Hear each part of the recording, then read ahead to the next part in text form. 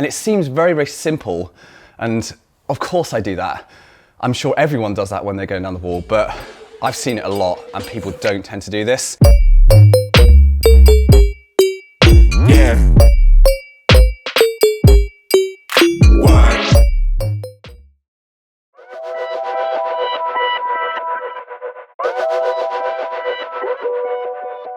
Hi, in this video we're going to be looking at what I would think as being the 3 biggest mistakes that people make with their endurance training or power endurance training when they're preparing for each season's climbing.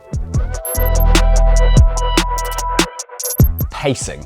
Now this is the speed of climbing in which you execute moves on the wall, and you watch any climber and they're often very, very different in terms of their pacing that they execute in training versus how they have pacing on rock or competition performance when it's kind of at their limit.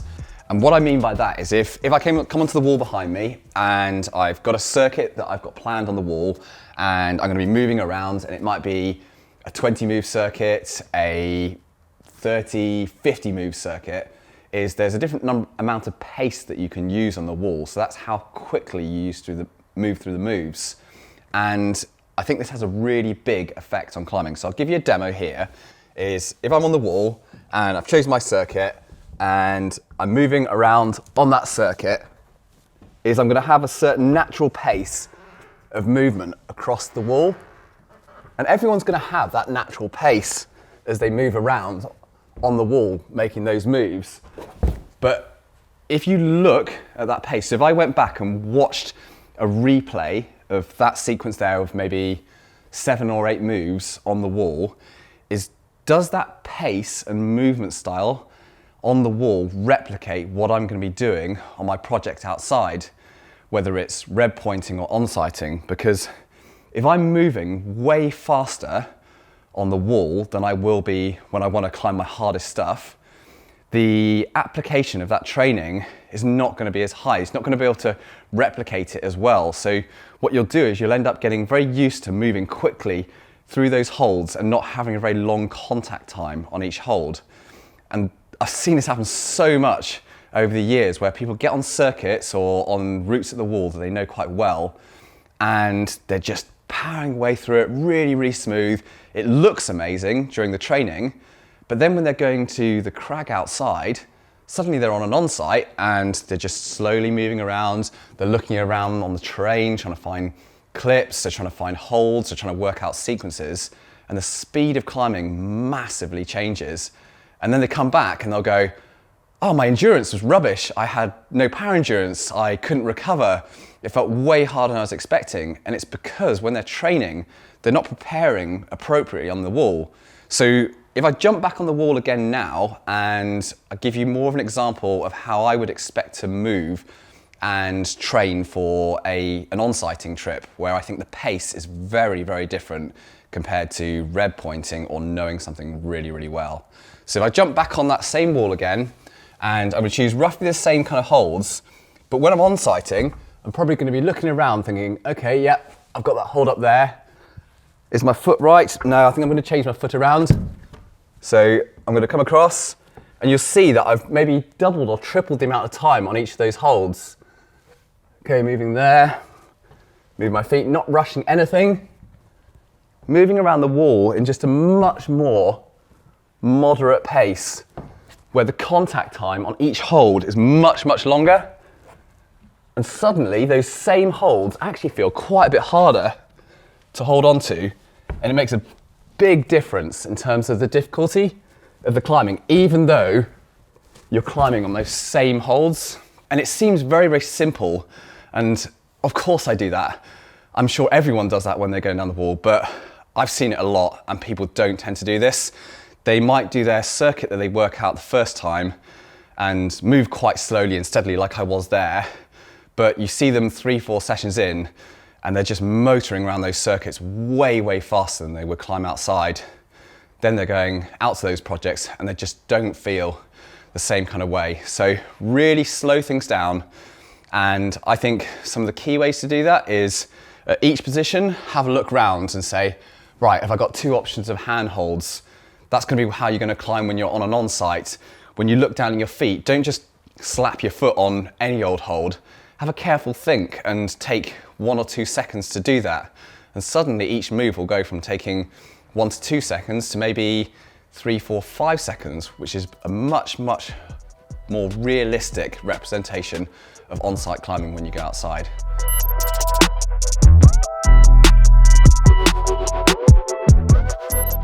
Next up is grip position.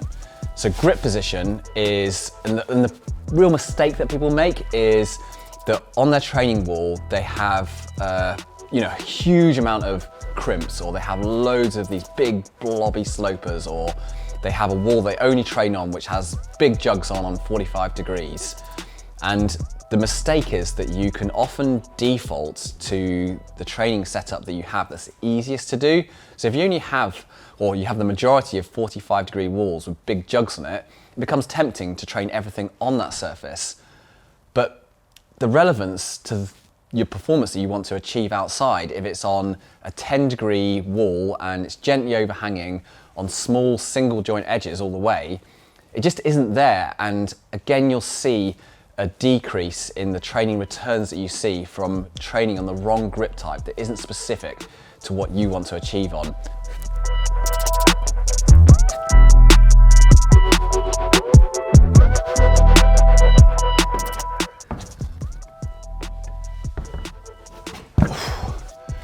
Okay, that feels pretty hard there. I was just going up and down a sequence of these big, blobby, round, open holds, which got me pumped. I can feel it in my forearms.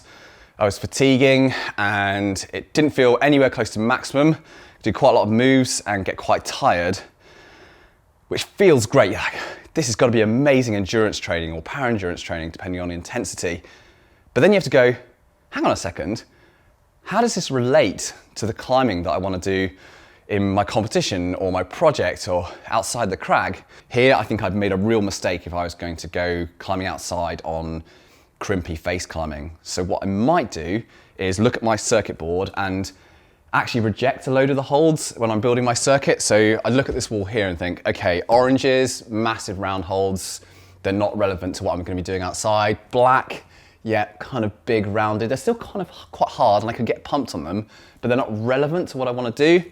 But, okay, yeah, so some edges, single joint edge, that looks good. Massive bucket, no good. So I'm just walking around the wall, choosing holds which kind of replicate the size and the intensity of what I want to be training on. And I can kind of eyeball those around the circuit, identify them and go, okay, now I know the grip position that's specific to what I want to do, and then I can make my circuits up on that. And I've just got to set the intensity so it's still appropriate. I'm getting pumped, or I'm able to execute all that volume of moves, but the grip position is specific to the projects I want to do outside. So I'll give a demo of that exact same circuit just so you can see what I'm doing, and we'll have a look at how the intensity felt and whether it was about right. Okay, so small edges, flat edges, okay.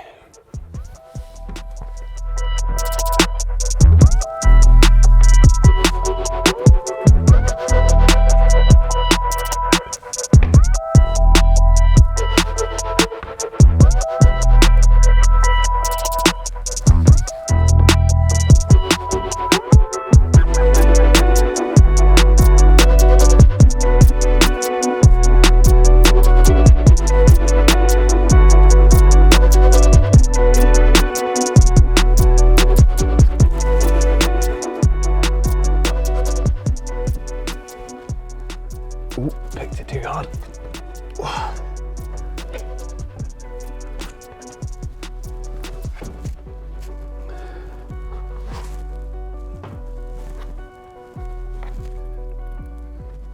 And then we're back into the start again. And coming through those edges. So there you can see I maybe did, I don't know what that was, 15, 20 moves or so. And that for me felt much more representative of the climbing that I'm going to be doing outside. I still feel pumped in my forearm, and I could use that for an power endurance training set. If I dialed the intensity down a bit, I could then move it down to an endurance training set. but I'm working the muscles in the forearm, which is specific to that grip position, in that half crimp grip position. You hear I'm out of breath, can hardly do the grip positions. So I'm at that 90-degree grip position rather than that big open hold. I mean, you could take it as far as saying, why would you be training on crimp grip positions if you wanted to climb on cracks? Why would you be climbing on big open holds if you wanted to climb on tiny little edges on slabs? So really think about dialing in that specificity of grip type that's relevant to the projects that you want to climb on, and make sure that they match up in a lot of your training. Otherwise, you just won't see the same kind of returns.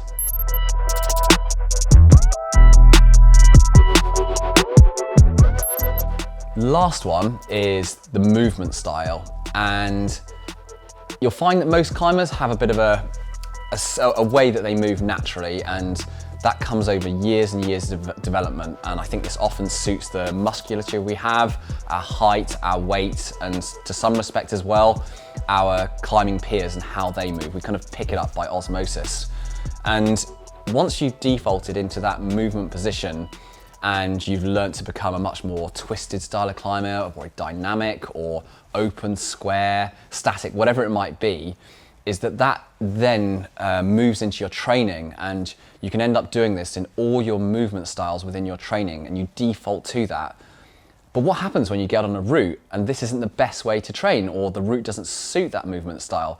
Suddenly you've spent thousands of hours, 95% of your time climbing in a very specific way, but then your project doesn't mimic it. You're just going to be lost. You're going to have a really, really difficult time. So try and get that right. Try and mimic the movement style with the stuff that you want to do on your projects. The two kind of examples I'm going to give you that I think are the polar opposites of style movement, which I think is easy to demo and give you something you can go away and try yourself, is an extreme of very open climbing. So the shoulders are very open, chest is very open, and then a very closed style of climbing where we become much more closed with our shoulders, and we're creating more of a twisting, rolling form of movement.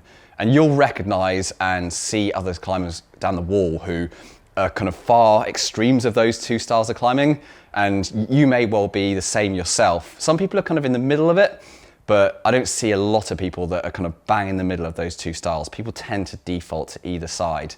So think about how this represents the climbing that you want to do outside, and to kind of get you in the right direction in terms of analysing this is, I would say typically when you move onto steeper terrain in sport climbing, where you get a lot more 3D nature, and you get twofers, grooves, roofs, stemming positions, is you're going to have much more of a rolling, twisting style of movement, which I'll give you a demo of in a second. And then on the flatter face climbing, where there's less of a 3D nature of it, you quite often stay more square on and open, doing rock over moves, shoulders stay open, you might stay wide, and you have to use a lot more of the back and the shoulders and keep that kind of engagement in that position.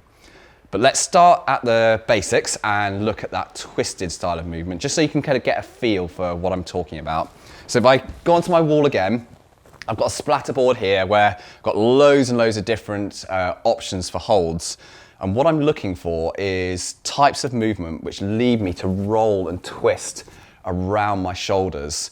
And this is going to be much more relevant to a certain style of climbing, but I'm going to have to find holds that suit that. So if they're going to be really big, deep twisting moves, I need quite good holds to be able to do it. And I also need to have a selection of footholds so that I can do drop knees and I can twist and engage my core and use those lower limbs on those moves as well. So if I come over here and I select something along the lines of, okay, so if I take this one here and here, so twisting over, and again, nice big twisting move.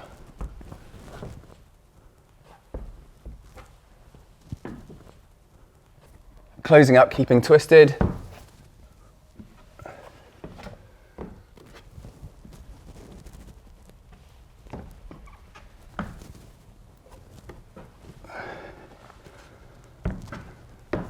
And so on. So you can see, as I moved over the wall, each move, I tried to come over on myself as much as possible, and you could create a whole circuit on your wall which we could replicate and create a lot of that movement. So you get really good in that kind of position, and that may mimic the style of climbing that you're doing outside. And for me, I default to this. This is definitely my kind of, I guess, guilty pleasure, that I love this closed, twisted style of climbing. I think it replicates a lot of what I've done on crack climbing over the years.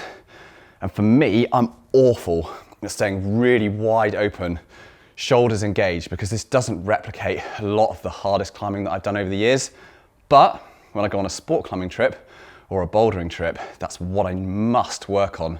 So if I'm going to be doing any of my endurance training for any trips, I really put a big emphasis on working on that much more open, wide, shoulders engaged position, because it works that element that's specific to the climbing I'm doing outside, but also focuses on the weaknesses within my movement style. So really key within my training season. So let's try and see if we can find something on the wall which is much more open, shoulders engaged. It's not going to feel great for me, but it's much more relevant.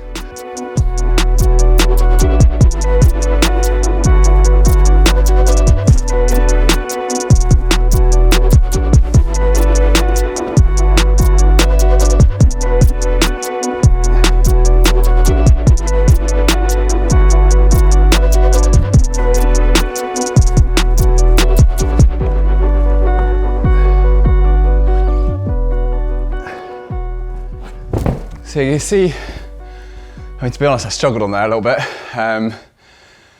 But with that movement, I was trying to stay much more open and wide, and really felt that in the shoulders there. And interestingly, as I was trying to make up the circuit on the wall, I struggled even making the circuit up, because I don't spend enough time climbing in that style of movement. So it feels unfamiliar, and a lot of my skill set isn't as well developed to that more closed and twisting style of movement. But working with this and doing way more of my circuits is just so much benefit to my climbing. And if you're one of those people that spends a lot of time twisting and rolling around your shoulders, program this sort of stuff into your circuits. Likewise, if you're a really open, wider climber, learn how to get those movement skills, learn how to move efficiently in that twisted closed style of climbing, because it will really pay off when you're on real rock or in competition, when you're doing those movements under stress and you're doing those at your limit. I hope you found this video useful and you've taken away those 3 main points that we ran through in terms of the training that you're going to be doing and how that's going to transfer onto rock or competition. And as ever, if you enjoy the content that we're producing here, please click and to like and to subscribe. Keep following us. We'll keep rolling out these videos. Comment on stuff that you want more of or you want something different. We appreciate it. It allows us to produce content that you find genuinely useful. And otherwise, we'll see you again soon.